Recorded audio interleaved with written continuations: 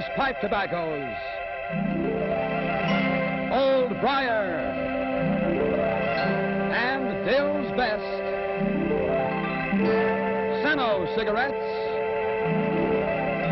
and Encore cigarettes.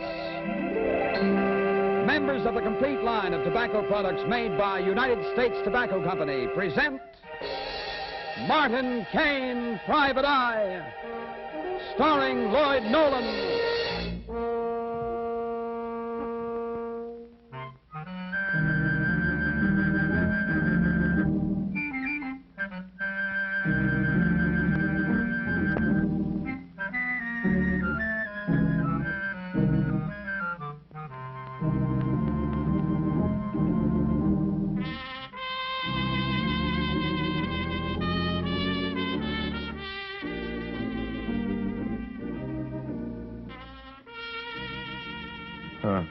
Where'd I ever get a racing form? Oh, yes, now I remember. It was strictly business. Yeah, that was the case where Roy Hayward brought this jockey in to see me. That was a fine parlay. You can't beat the horses, and crime doesn't pay. No wonder I didn't make any money on that case.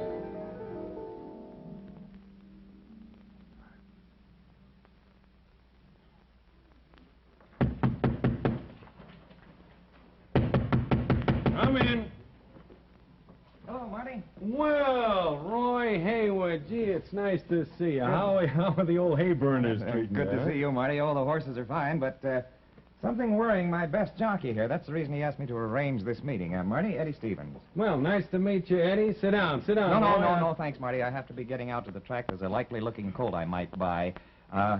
Whatever it is Eddie wants you to do, take good care of him, Marty. Sure will. Oh, and by the way, I'm expecting you out for the races today. Yes, sir. By the way, you said if I could bring some friends that... Yeah, sure. Well, I would like to. A couple of boys from the police department. This is their day off. Oh, by all means, bring them along, Marty. I have a really big one running today. You know my box number? Yeah, sure. And, Roy, thanks a million. Here. Oh, forget it, Marty.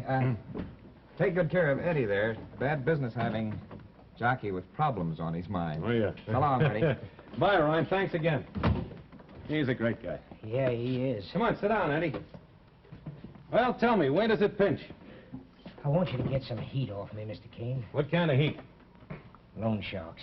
Oh. How much have they got their hooks into you for now, huh? Plenty, but that's not the point. I just want you to keep them off me for today. They're going to get paid tonight. They've been, threatening you? Yeah. The full treatment if I don't get the money up by noon. I can't make it before tonight. Now, you're a guy that's been around. You know everybody in this town. Just get them off my back for today. They're going to get paid tonight. Who's they?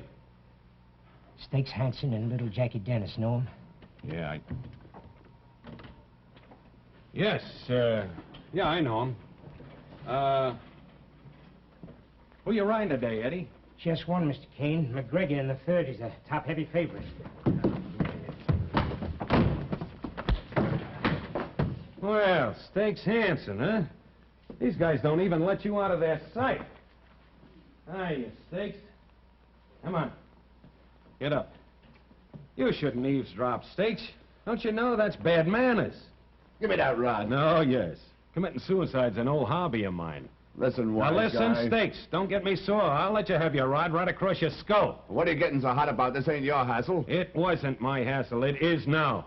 Officially. See? How long you been listening at that door? Long enough. All right. Then you heard what Eddie said. You'll get your money back tonight. Is that all right? In case Eddie doesn't put up the money, all right, then the hassle is back in his lap. It's his. So you'll lay off, you see? Right now, get out of here. Go on. Blow. My gun. Oh, no. In my business, the triggers are just the root of all evil. Come on. Don't forget. Tonight.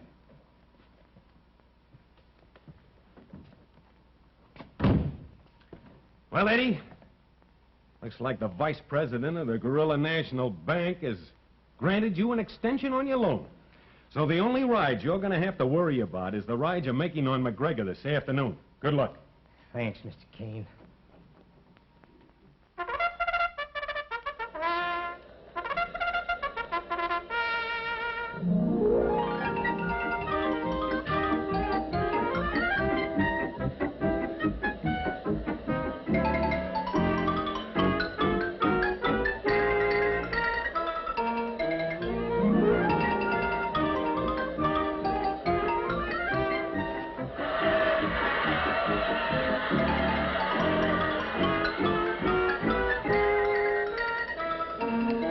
you know. I think they fed that goat sleeping pills instead of oats this morning. Well, if Misery does love company, you'll be happy to know that none of us had a winner, Mr. Kane. Well, no, I'd really be happier if I thought all of you had winners. Well, I think Mother would settle for just Father being a winner. He's the big money better for the family. Huh? You can't win a lot unless you bet a lot, can you, Elaine? And it's much less worry when it's borrowed money, isn't it, dear? Don't worry, dear. You'll get it back. This your first time at the track, Mr. Kane? Well, no, of course I don't come out here often, but when I do, I must admit I lose. Well, this is my first time. My line is books, not bookmakers. Is that right? Say, can I borrow a match? Oh, sure, here they are. See, I run a small bookshop. As a matter of fact, Eddie Stevens invited me out here today. That's a good boy, Eddie. Yeah, he certainly is. I've known him since we were kids. I know Fred here, too. He's a good customer of mine. Whenever I get a little time off from training horses for Mr. Hayward, I like to take short trips through English literature. Yeah? Well, who's this? Here I am, Mr. Kane. Well, Sorry to be late. Sergeant, where's the captain? Oh, he'll be along, sir. I hope he doesn't wait too long. Half the day's gone already. Yeah. This is our host, Roy Hayward. This is Sergeant Ross of the New York City Well, Police. I'm glad you could make it, sir. Thank glad you. could make it. I'd like to have you meet my brother and his wife. This is Mr. Jack Hayward. How do you do? Mrs. Hayward. How do you do? Their daughter, Miss Elaine Hayward. Pardon me. Mr. Harry Cook. How do you do? Good. And Fred Walker, my trainer. How do you do? Hello. Well, I better get down to our jockey. I think this is our race That's coming right, up. Fred. Yes. Sit down here, Fred. Excuse Oh, me. thank you. Oh, golly, this is exciting. Well, what's the name of your horse in this race, Mr. Hayward? McGregor. Oh. Say, Roy, you know, I never thought of it before, McGregor. Do you think it'd help boot him home if we set out for a set of bagpipes?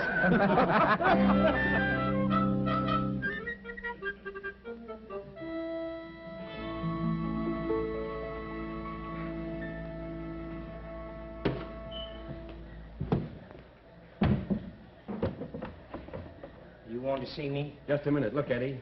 We want this in real bad. Get his nose up against that gate and don't wait an inch. I want you to break him on top. All right. How many times you got it? Whoa, Eddie. Take it easy.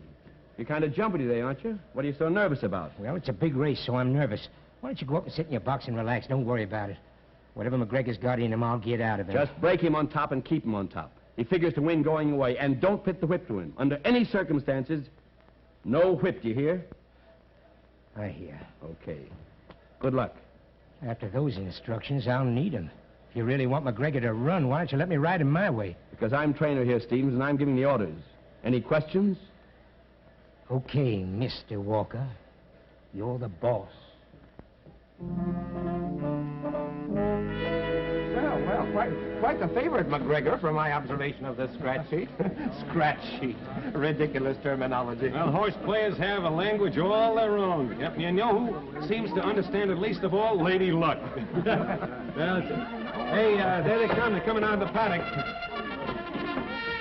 And these are the horses for the third race. That's McGregor. Isn't he beautiful, Sergeant? Oh, fine. Yes, Mr. Sergeant. Oh, thank you. Oh, he's what I'd call a perfect specimen of the equine thoroughbred. I've been very anxious to meet you, Mr. Kane. Oh, really? Well, thank you. I hope it's not because a nice lady like you has an unsolved murder kicking around the house loose. Of course not. It's mostly because I am interested in preventing crime. Oh? As a matter of fact, I'd like to have you come to a lecture I'm giving tonight. Here's where I go get well. Takes a little time to punch out $40,000 worth of tickets, you know. Yeah. Hey, is he kidding? Is he really going to bet $40,000? Jack doesn't consider it a bet, Mr. Kane. In the first place, McGregor is such a favorite, he considers it an investment. In the second place, if he loses, he's losing my money. Oh, well, let's take a look. Yeah, McGregor's really the favorite, all right. You know, by the time he gets that 40,000 into the machines, McGregor will end up about 1-4. Sending out 40,000 to bring back 50. That's no good.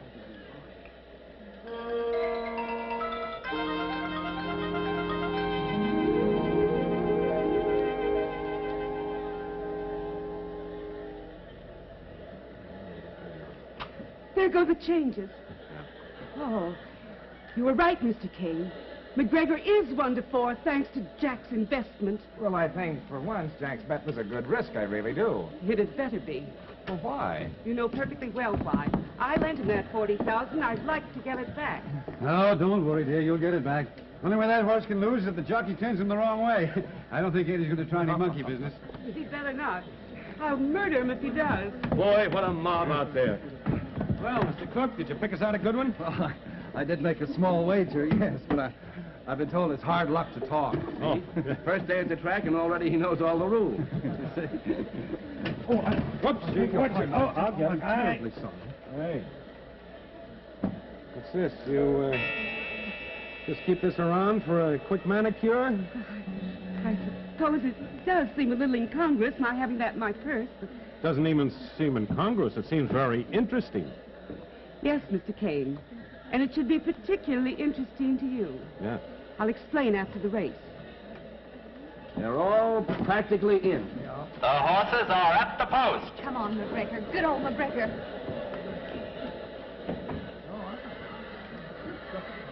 And they're off. And that's Majority taking the lead, followed by Pamela Ace, Gabby Jones, Swanson, and McGregor.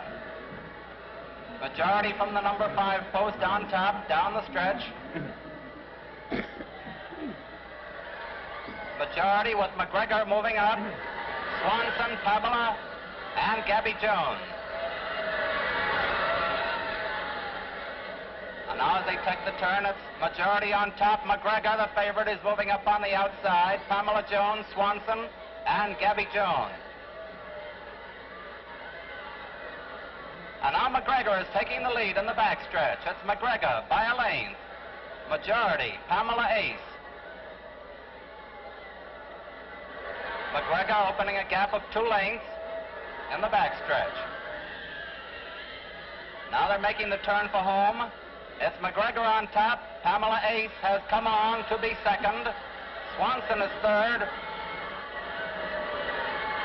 Into the home stretch they come. It is McGregor. Pamela Ace coming on with Swanson. McGregor is still on top, but Pamela Ace is overtaking him. It's Pamela Ace taking the lead. Pamela Ace with Swanson coming on, and McGregor third.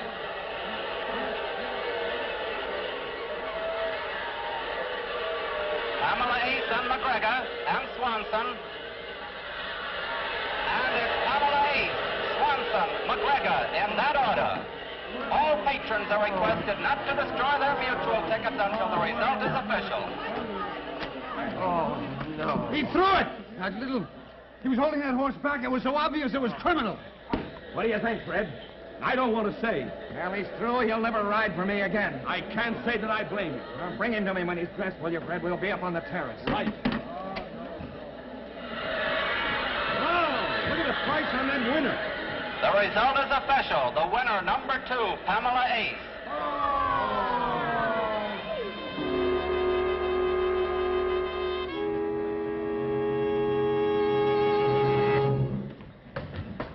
Hey, Stevens. Well, what do you want? Nothing. But Mr. Hayward wants to see you right away. So it's like that, eh? Uh-huh, it's like that. Well, you can't win them all. No, but you can try. I tried, Daddy-O. You did Tried it. Remember, you told me how to ride that race. Remember, I gave you an argument? And remember, you stuffed a big no down my throat? Okay, then. Remember this. If the boss is looking for a fall guy for losing that race, I'm handing him you.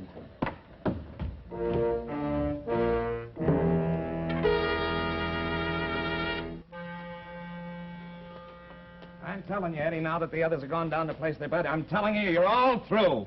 You'll never ride for me again. Okay, if that's the way you want it. But before I go, there's something I got to tell you about the handling of that race. Nothing to tell.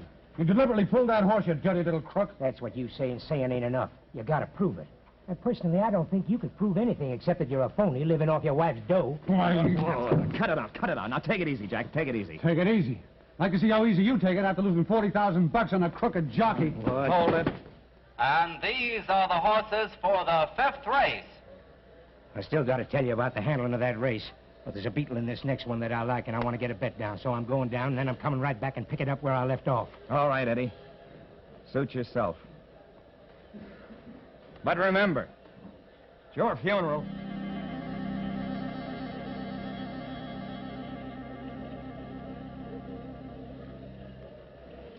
All right, now, quit shuffling there. One line, please. One line. 2 tickets on number 5. Oh.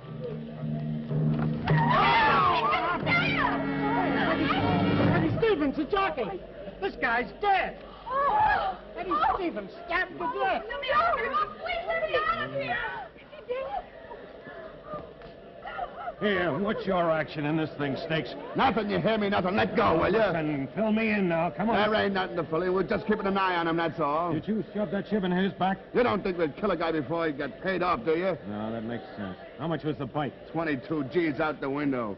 Whoever knocked Eddie off sure wasn't doing us no favor. That you can believe. All right, you better get out of here anyhow. Go on, stand. All right, step out of the way, please. Step out of the way. Homicide. Bring it up. Break it up. Come on, step out of the way. All right.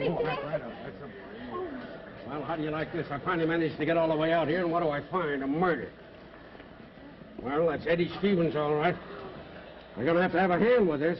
Yeah, they're coming now on their way. The stretcher crew and some extra men, Captain. I want him in the steward's office. We'll make that the basis of operation. Very well, sir. Right this way, gentlemen. Now, he was standing directly in front of this window. Is that right? Yes, sir. You figure to be our chief witness. Now, tell me, what did you see? Well, nothing really, sir. I saw him drop. Just saw him drop out of sight. Just like that, right out of sight.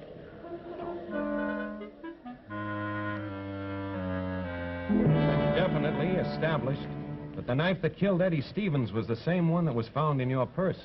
There's no doubt about it. Well, can you explain how that knife was in your purse? Remember that lecture I mentioned earlier? Yes, I do. I'm speaking before a committee that is trying to get a bill passed to prohibit those weapons. The knife in my purse was to be used as demonstration. I only obtained it this morning. Okay. Can you explain how the knife got out of your purse? I cannot. It either fell out as it did earlier, or someone took it out. Well, if it was any one of us, we'll know soon enough. That's why they took all of our fingerprints, isn't it, Mr. Kane? Yes, Captain Burke is probably comparing them right now. Now, Mr. Walker, you knew Eddie very well. What kind of a guy was he, basically? A no good guy. Enemies? Plenty. Friends? Not so plenty. Here are the fingerprint reports, Captain. Well, it's about time. Let me have a look at these. Well, what do you know? Exactly. That's how fine. How do you do? That guy, friend or no friend, he'd better have a mighty fine explanation. Oh, who's going to tell him, Captain? You are. But you're my superior officer, sir. I know. That's what gives me the right to give you the orders. You tell it. Oh, gosh, this is one mission I'd like to delegate to a really diplomatic person. I wish Happy McMahon were here. Well, Mr. Kane, you seem very thoughtful. Oh, well, maybe it was because I was just thinking. Of what? Well, I was thinking, here I am, Martin Kane, private investigator, and for all I know, I might be sitting right at the table with the murderer. Oh, what? Why, sure. As far as I know, you might be the murderer. Oh. And as far as you know, I might be. Marty, Sergeant Ross would like a word with you. Oh, sure, right away. Pardon me, will you? Yeah, what is it, Sergeant? Well, Mr. Kane, you see, it's We this way. got a report on the fingerprints on that jump knife. Oh, fine, fine. Mrs. Hayward's prints are on it. Well, naturally. And then there's one other set, sir. Well, good. Is it one of our group? Yes, Oh, yeah. Precisely. Oh, that's fine. That really narrows it down. And how? Whose were they? Yours, Mr. Kane. Oh, I thought you had something. Naturally, I handled that knife. You did? Why, of course. When? Well, Why? just before the big race. See, Mrs. Hayward dropped it out of her purse. I reached over, picked it up, and gave it back to her. You don't mind if I check on that, do you, No, Ken? she's right over there. Excuse me, Mr. Kane. Are there any new developments? No, not so far. Well, I was just wondering if I might make a telephone call. My wife's been very ill, and I told her I would call. Well, I didn't know about that. I'm very sorry. Yeah, sure. You go ahead and make your call. I hope Thanks. everything comes out all right. Well, thanks a lot.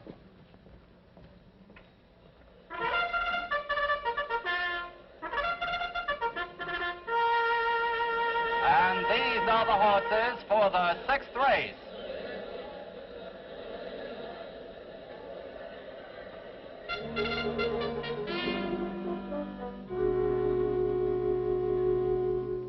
I'm sorry it has taken so long, but I had to wait for some woman to get through using the phone booth.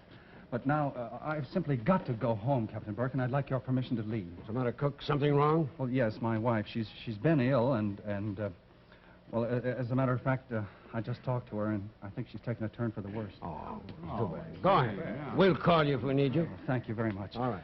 Well, I'm sorry. Oh, that's all right. Bye, everyone. Nice to meet you. Yes, and I want to thank you, Mr. Killer, for letting us know it was you that killed Eddie Stevens. You're out of your mind. No, I'm not. You know what you're saying? All right, take it easy. Yes, I do know what I'm saying, and these mutual tickets will bear me out. There are $8,000 worth. That means that $2,000 apiece was bet on every other horse in the McGregor race. Why, Harry never saw $8,000 in one lump in his whole life. Yeah, this batch right here. $2,000 on Pamela to win. That represents $60,000. $60,000. Incredible. Yes, but it's true. You see, Roy, your jockey, Eddie, needed a pile of money, and he needed it quick. Why? Well, he'd gotten in the grasp of some loan sharks. Well, that's why he wanted to see you then, huh? That's right. Well, anyway, Eddie was in a spot, and he had to get off of it, so he dreamed himself up a Lulu. Now, in a 5-horse race, he was riding the top-heavy favorite. That meant that every one of the other 4 horses was a long shot. Oh, now it comes clear. Yeah, now Eddie knew Cook here. He got him here to the track, and he pumped him full of instructions. So Cook bet $2,000 to win on every one of the other 4 horses in the McGregor race. Then all Eddie had to do was pull McGregor, and no matter which way you look at it, he wins a fortune. See, all that Eddie didn't figure on was human nature. Mr. Harry Cook here stopped running to form. It happens to horses, and it happens to men. I think that he got his idea when he saw that knife fall out of your bag. So it came to him that if Eddie were out of the way, he'd have $60,000 in his kick, and nobody could say that it wasn't his. Yes, and those mutual tickets are as good as cash. So Cook stole the knife out of the purse. He used a handkerchief to protect against fingerprints. And then in the window in front of the ticket window there in the crowd, he slipped the knife right into Eddie's ribs, and that was that. Except for one thing. When he returned here, Cook gave himself away. Well, I don't go along with that. We've been standing right here with him ever since he came back. As far as I'm concerned, he never made a false move. Oh, yes, he did, Captain. He made one small one. Remember? He said that he had to wait for a phone booth before he could call his wife. But what's that got to do with it? Well, he just didn't know enough about racetracks. That's how he trapped himself. I still don't get it, Marty. Well, it's really pretty simple. There are no public phone booths at a racetrack. That's right. That's so people can't telephone information away from the track. Wait a minute. Oh! You're very right, Captain. Our friend here, Harry Cook, went after a quick fortune, do or die. With a murder on his hands, it looks like he's going to die. You can make a bet on that, and it won't be a wager.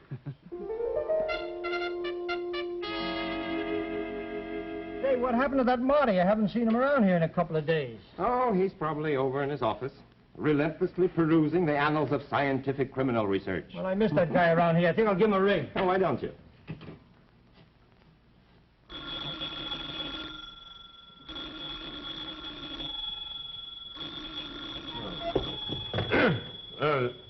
Martin Kane speaking. Oh, Hap, is it you? Yeah. Well, what can I do for you?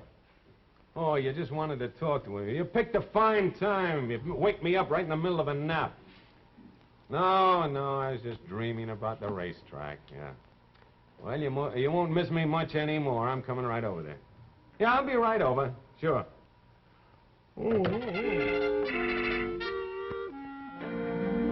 Well, the way I figure it is, Marty's office is 6 minutes and 22 seconds away from here. In exactly 11 seconds, he should come swinging through that door. Oh, my goodness, Happy. Seems to me you're cutting Mr. Kane's estimated time of arrival rather fine, aren't you? No, Sergeant Ross, my observation of Mr. Kane is that he's a man of unswerving habits.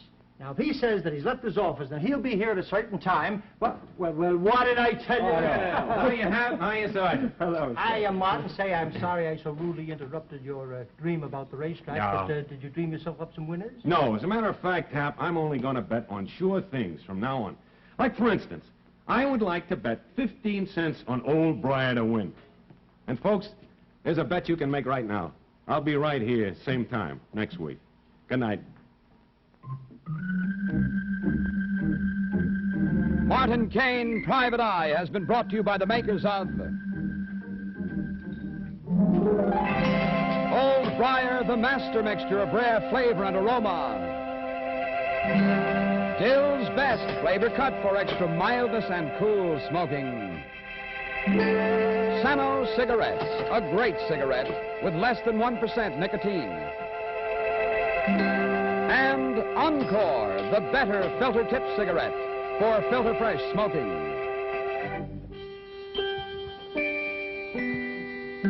All members of a complete line of products for every tobacco taste.